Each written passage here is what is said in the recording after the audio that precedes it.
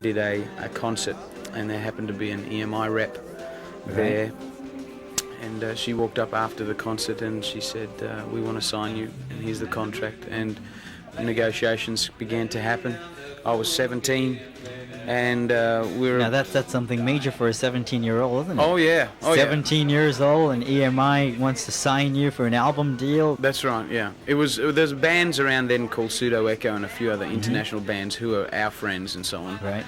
And they went on to make millions, and all my band and myself, none of my band were born-again Christians then. Right. And I was just in the secular scene being tested in those areas. And I remember after the contract was laid out on the table, we sat down and we started talking about it. And it was about 10:30 at night.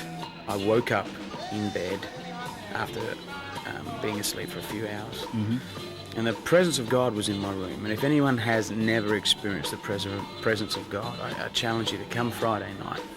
And at 10:30 p.m. you're woken up and you feel the presence of God in your room. Yeah, it's an amazing feeling to know that God's actually in your room. And I opened up my Bible because I knew God was wanting to speak to me, and He called me to the service. It was like the devil was saying, here's the world. You can have the world at your fingertips. And the word of the Lord to me was, serve the Lord thy God and worship Him only. And obviously that's what Jesus said when the devil offered Him the world. Right. So you made a decision that evening? Yeah, I actually wrote a song, and I wrote a song that evening and the next morning, and I asked my father if I could sing it at church that following Sunday. And he goes, oh, okay. And I said, but there's a catch, I'm going to bring all my band and my girlfriend with me. She wasn't saved either, so you can tell where I was with the Lord.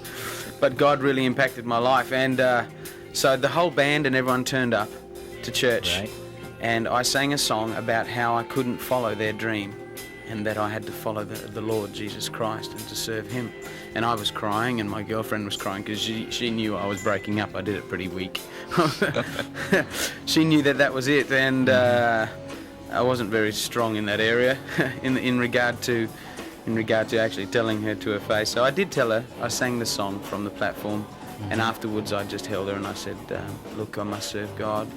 And she says, okay, you go your way, I'm going mine, which is hard. But then God miraculously, supernaturally above all that I can ask or think, just put me in front of people.